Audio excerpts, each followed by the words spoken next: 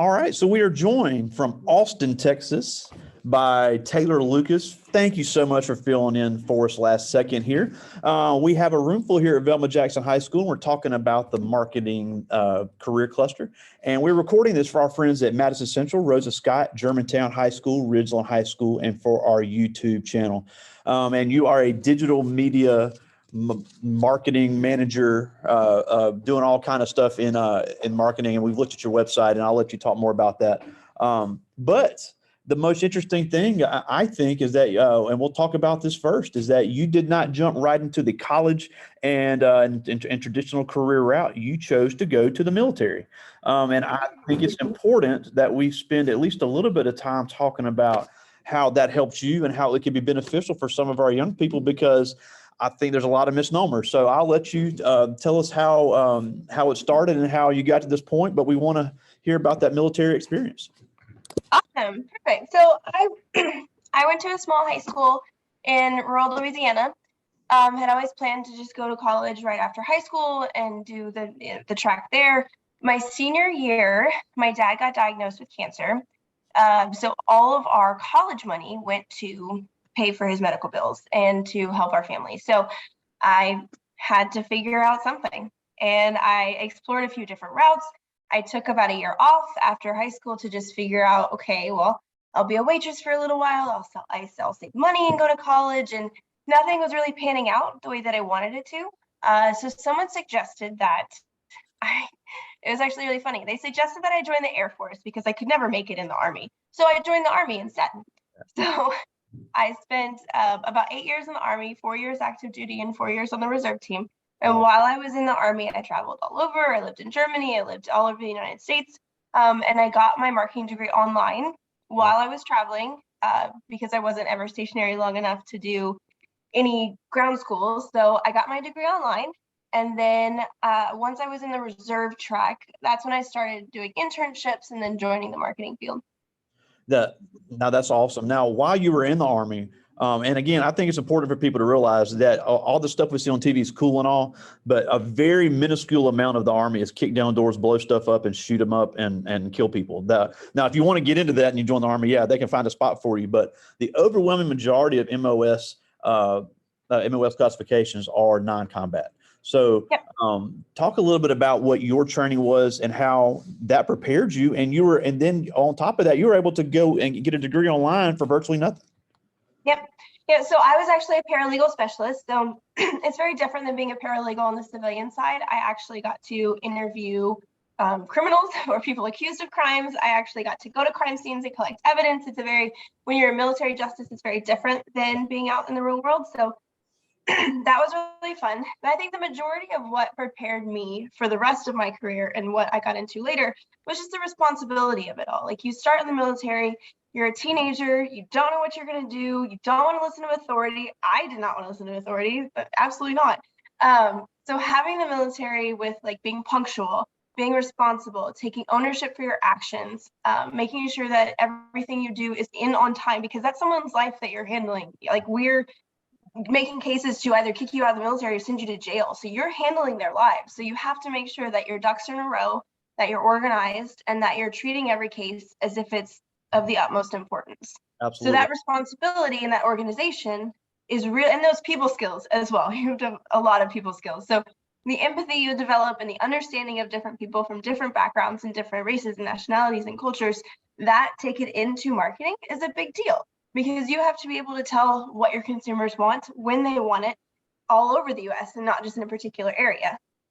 Yeah, and that, and we're a rural area here in Mississippi, and I hear a lot of kids say they want to get out or whatever, and to me, the military is one of the best options to do that. So that really gives them, like you said, you lived in Germany, lived all over, and you really got some training. And just because you go to the military does not mean you cannot go to college. So there are multiple times and ways to enter college. So really want to get that point across to anybody watching now or later that there are many opportunities in the U.S. military and several branches. So I really wanted to start off with that. Now, I'm glad that was a great segue, because we were just talking in here before we came on that with marketing, first of all, it's going to be in every industry. It's going to be in hospitals. It's going to be it's going to be in manufacturing.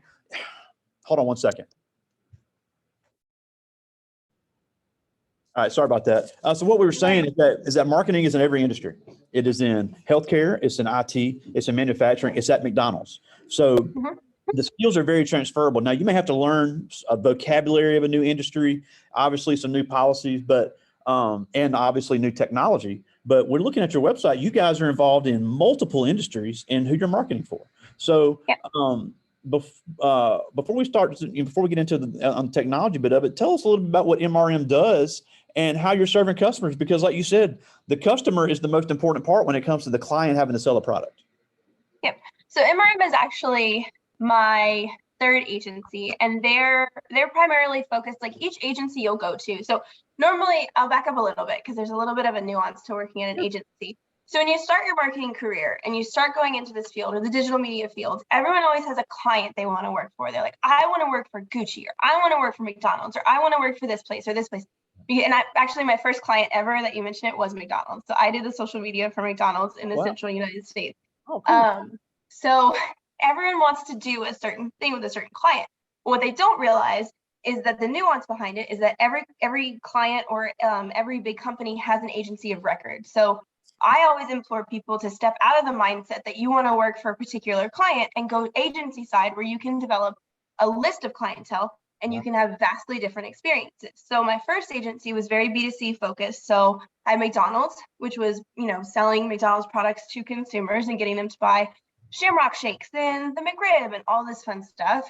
And then I launched Will Smith's clothing line, which was a really, really fun thing in my life. I've sold tickets for Lady Gaga. I've done all sorts of different things, but MRM specifically is more of a B2B focused agency. So they're focused on like financial tech. So I work for Panasonic and I work for a company called Micron. So Micron develops smart chips that are put in cars to help efficiency. They're put in video games to help with memory and storage, or they're put in PCs to help with memory and storage. So I market directly to big companies who want to install those chips or install their projectors from Panasonic into their company or their workspace. Yeah, and just for clarification, B2C is business to consumer. So that is people like you and me and everybody here going and buying something from a business. B2B is business to business, where a business uses another business's service to achieve their business. But it's like you said, it's all about communicating and selling it, because Will Smith may have had the best clothing line in the world, but if the word isn't out to the right target market, he's not going to make any money. So exactly. It really is about communicating to who you want to sell to and communicating what you want to sell. Because I always joke, my stepdad is the most cynical person in the world. We'll be sitting there watching TV and he sees a commercial and he's like, that's the dumbest thing I've ever seen. And I'm like, they're not trying to sell to you. Not marketed towards you. They'll take your money, but they're not marketing towards you. So talk a little bit about that, about how these companies find their target market and how they use tactics to market to that target market. Yeah. So as a company or as a client, they always come in and they'll come to the table and say, this is who our client is. This is who we want to reach. And we know these people like our product. Okay. How do you know that? Yeah. How do you have sales records? Do you have data behind it? What are you using to find that data? And then we, as a media team or as a digital media team, we take our research tools, and those research tools could range from like Kantar, which can judge media spend from other competitors, to see where our audience is being targeted by our competitors. We can use ComScore, which tracks your internet usage based on your demographics and your interests and behaviors online. So we'll take our different research tools and we'll come up with personas and audience profiles, which is one of my favorite parts of the job, is coming up with who are you, where do you live, what most interests you, what's your pain point about our products? Like, are you looking for clothes that fit better? Are you looking for food that tastes better? Are you looking for a product that works better? Do you need a sales team that's able to take your call at midnight whenever you have a problem with your product? So what is your pain point and what are you looking for? And then once we develop those personas with our research tools, we bring them back to our client. We develop messaging frameworks around those so we know how to talk to those people. So we figured out who you are. We figured out what you want to hear. We figured out what your problem is. Now we have to figure out, how do we speak to you? Because like you were saying, Will Smith, my posts that I created for Will Smith were very dedicated to a certain market and who uses a certain language. Gen Z, elder millennials, mid millennials, they all speak a very different language than boomers or older generations. So trying to figure out how to speak to you in a way that when you're scrolling on your feed or you're on your computer stops you and gets you to look at our product. Yeah, and that's another point, because wouldn't the way the marketing is put out there be a factor as well with your target market? Because obviously the older crowd is more apt to see the TV marketing. The younger crowd is more apt to see the social media marketing. So how do you determine where the marketing goes? Because obviously marketing is expensive. So you can't put all, it's hard to spread around and put the same amount of energy in different mediums. So how do you decide what medium goes where? So the same research tools that can develop our audience personas and who you are can also tell you what devices you used regularly. So I can tell if you use your tablet regularly. I can tell if you use your PC. Is it a personal PC or a work PC? I can tell what time of day you're online. I can tell when you're active the most. I can tell when you are buying products. And I can also tell there's really, really great tools that do survey research into like large communities or different sectors, like CTOs to just a regular layperson, that will say, where do you find your information online when you're searching for a product? Do you trust client reviews more? Do you trust not client reviews, customer reviews more? Do you trust your search engine? Is it the first thing that pops up on your search engine? So that way we know where to focus our budget the most. So if you are a person who really likes seeing that other people are using your product, we'll use influencer marketing because we know that you trust these individuals. So we'll create an influencer program to reach you, knowing that that's going to make you believe in us more than if I just made myself the top spot on your search feed.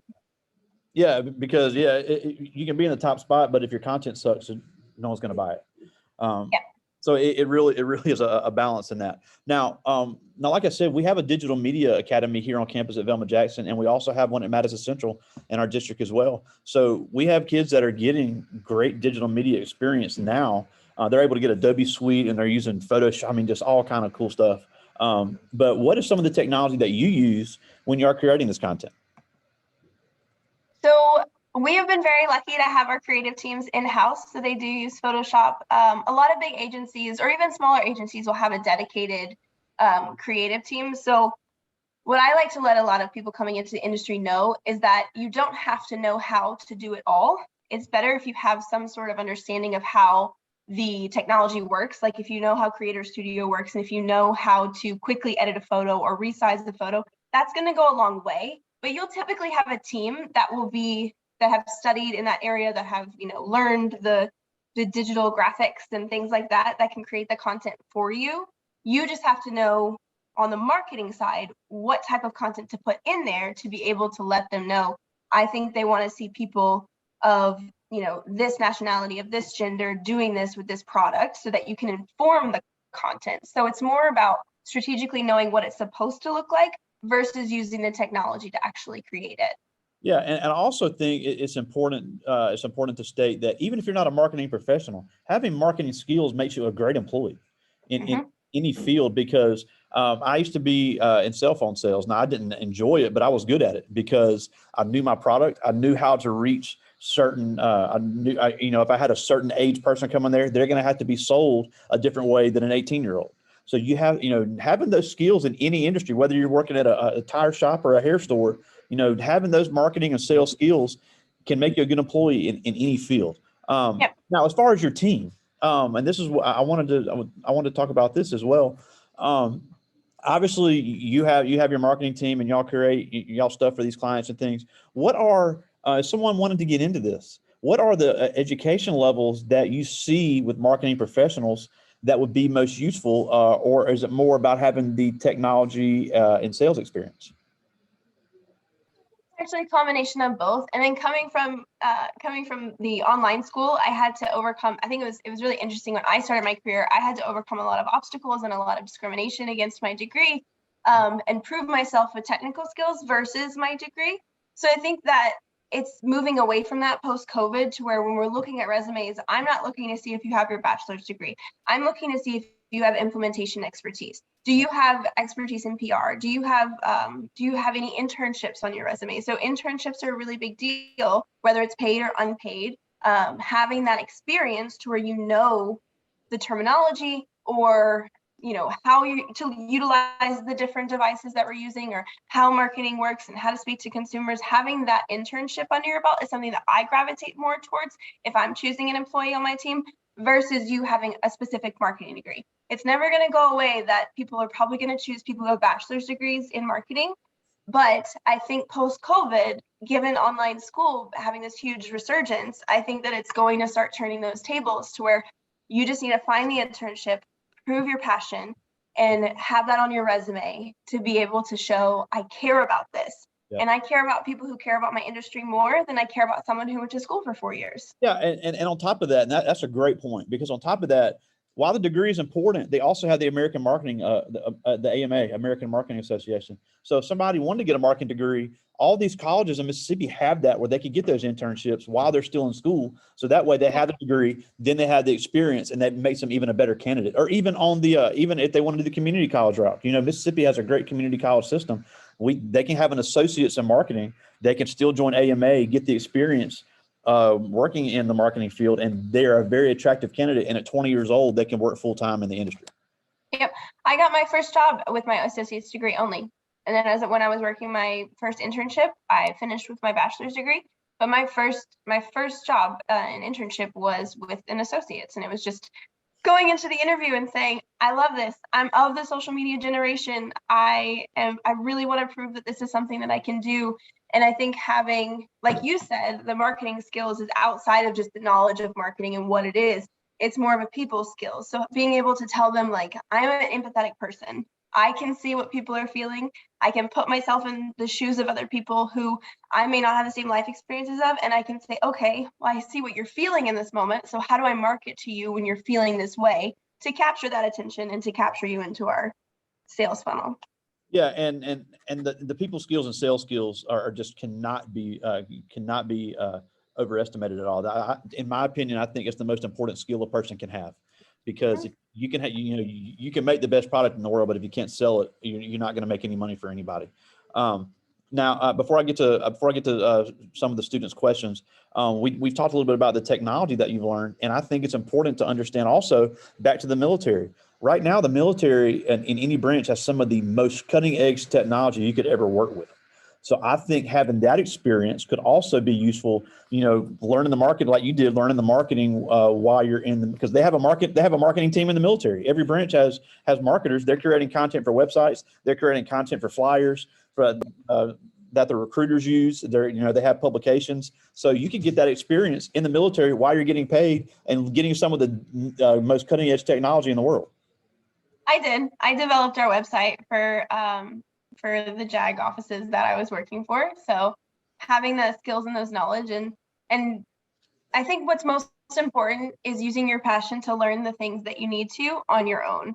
And I'm not saying that it's great to have people teach you, but when you're in the military, you don't really often have people with marketing skills to teach you those things. But if you're passionate about it and you're a self-starter and you're a self-learner, which is what I was, I taught myself how to code. I taught myself how to integrate different things. I taught myself how to use Excel proficiently, and then taking those skills into the real world, which Excel is a huge part of the outside of making the fun creative and outside of learning how to talk to people. You have to be able to take the data, develop your insights, and then what does that mean? What did we do, and how does it translate into my next campaign, or what can we learn from it?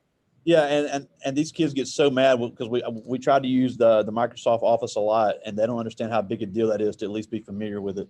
I've never had a job where I didn't have to know it. I use Excel for at least 3 hours a day every day. Wow. And it's not hard math. It's not algebra. It's not anything more than just dividing, adding, and subtracting. But it's necessary, because if you're putting all this effort and all this money into the world to advertise your product and you're not measuring it, then you're not really doing anything, and you're throwing money at the wall. Yeah, and it's amazing when you have finance skills, you're a lot more easy to keep around as an employee. Yeah. But I do have some great questions from the students. I'll get as many of these as I can, and these are all ninth graders. But this first one is Samicia Brinson, and she asked, how did you learn to manage your time while getting a degree and being in the military? Oh gosh, that was super hard to do, because I was diagnosed with ADHD in high school, and I have very poor time management just because I am spacey and all over the place. I think it's more you had to, because if you didn't in the military, you get in a lot more trouble than you do in a regular office job if things aren't turned in on time or if things aren't done. So being able to finish my day-to-day and finish my military things, and also being able to finish knowing that afterwards, okay, I have to do this, it really made you focus on what is most important, what are my priorities, and how do I get those done during the time that I'm allotted, to where tomorrow when I go to work, I'm not exhausted and I'm not doing poorly at my job. So finding the balance is something that took me a long time to do. And it was just all about finding the study skills that worked for me, the times that worked for me to study, and not procrastinating, even though everyone with ADHD are huge procrastinators, and we do our best work when we're under time pressure. I But believe that. yeah, it was really a forcing function of the military, is that you have to be able to do what you need to do on time, or things can go horribly wrong. Absolutely. This is a great question here. This is Caitlin McGee, and she asked, what are the different types of digital marketing inside the industry? Oh my gosh, so many, so many. You could do paid social, which would be everything you see on Facebook, Instagram, Pinterest, TikTok, Twitter, that kind of thing. You could do traditional marketing, which would be television, radio, out of home, which is moving more into the digital realm of like CTV. So that stuff that you see that's streaming on, like when you're watching Hulu and an ad pops up, that's CTV. You do audio for podcasts whenever you hear an advertisement pop up on your podcast that you're listening to. You can do digital out of home boards now, to where you see those like flashy billboards that are actually digitized and they're moving constantly. Those are bought programmatically, and programmatic is another form of digital where we take your audience insights and demographics and your interest and behavior, and we follow you online with advertisements. Even if it's like an ad for McDonald's, but it's going to show up on yogajournal.com, we know that you're on that site and that you like McDonald's, so we're going to follow you. You could do lots of different things. Like you can do sponsor content, where you partner with publications to develop content that is produced digitally. So I could partner with the New York Times to create an article about my business, and they'll put it on their website, and they'll promote it digitally to their audience. So you're getting double exposure. You're finding your audience and you're getting New York Times audience. Wow, that's incredible. And I'm sure that's just scratching the surface. This is Javon Ray, and he asked, what do you think is the most important role marketing plays? Oh, it's the most important role. To our clients, I think it's the most important role. I think if you have a business, you need to be able to sell your product, and you need to be able to sell it to the right people. So being able to market correctly in the world to the right people at the right time is going to be the biggest driver of sales, rather than word of mouth, or rather than having a physical store presence. Being able to get your message out there in a time where everything is available online in a crowded, marketplace. I think that's the most important thing you can do when you're trying to sell products. Yeah. And again, it's not an exact science. It changes every day because people change and technology changes. This is Taylor Jones, and she asked, what has been the most difficult thing for you to learn in this career? Oh my gosh, how to love Excel. The most difficult thing to learn is to not get upset when those dips happen. Like you said, technology changes. You could have a campaign 1 month that performs amazing, and like you get so much return on your investment for your client. Everyone's happy. The next month, people aren't buying stuff. COVID was a really big indicator of how the market can shift and how people can just stop buying unnecessary items. Like the retail industry suffered for a while, the restaurant industry suffered. So those marketing budgets got cut. So the hardest thing for me to learn is to not take it personally if what I'm doing and all the efforts I'm putting into my job don't pay off right away, or if they pay off and then we have a dip in performance. Yeah. And again, I was laid off. I was laid off during COVID in the restaurant industry. Luckily, it was not my full-time job, or it would have been tough. This is Akila Brooks, and she asked, if somebody was to join the military and then transition to a civilian job, what would be the hardest part about transitioning? The stigma that you might not know the industry. Wow. Or you might not know. There's a really big stigma in that people who join the military don't have an education, and that's not true. So being able to prove your value and to prove your worth and to prove that you have the same education, whether it's online or in a ground school. I mean, sometimes my husband, he graduated first in his law school, and I know more than he does in some stuff. So just being able to prove that you have the life skills and that you can translate all the time you spent in the Army, and you can or in whatever, which Army, Navy, whatever one you go to, you can translate that into physical, usable skills in the civilian side. I think the stigma is just the hardest part to get over. Yeah, and it's sad because because I would take military training in some fields over regular training, but unfortunately, the rest of the world doesn't see it that way. I just got two more from the students. This is Destiny Smith, and she asked, if you were not in this field, what would you be doing? I don't know. I'd probably be a full-time mom. So I have two boys and another boy on the way. Oh, congrats.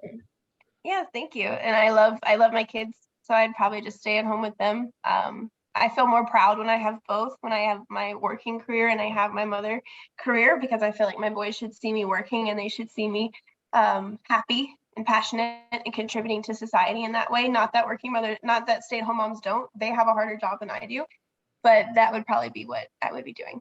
Yeah, and the good part about that, if you ever made that transition, you'd still be able to do freelance work on your own time, because marketing is one of those things. If you wanted to work for yourself, is easier than most fields to get into. It's still difficult to work for yourself, but if you already have the skills, it's a lot easier to show off what you can do.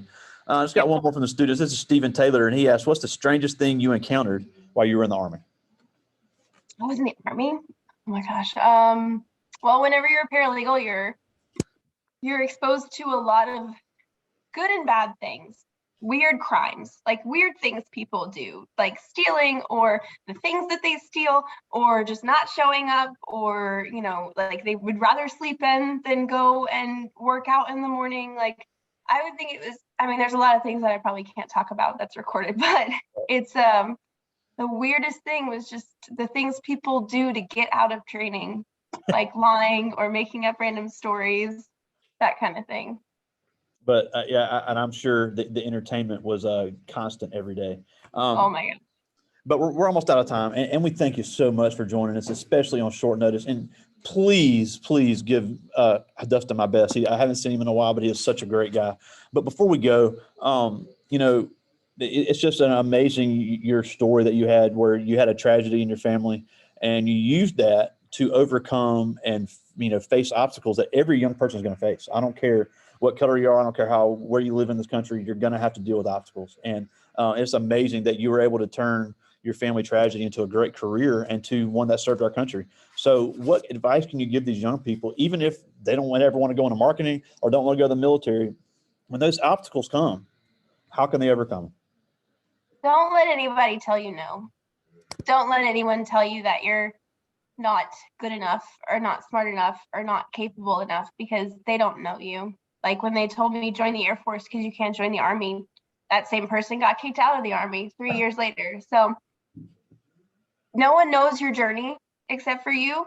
So if one door closes, and I know this is cliche, another one is going to open, but you might have to push it open yourself. Absolutely. Well, again, thank you so much. Taylor Lucas, all the way from Austin, Texas. We thank you so much for joining us. That was some great information. We really appreciate it. Thank you. And please give Dustin my best, please. I will. I will. And if anybody in the class or anybody in the digital field wants to add me on LinkedIn, I'll send you my LinkedIn and they can add me. We do internships all the time. So whenever you graduate and go to college or not go to college, I'm more than happy to look at your resume, pass it on to anybody I know. I will definitely forward that information to our digital media teachers. Thank you. All right. Thank you so much. I appreciate it.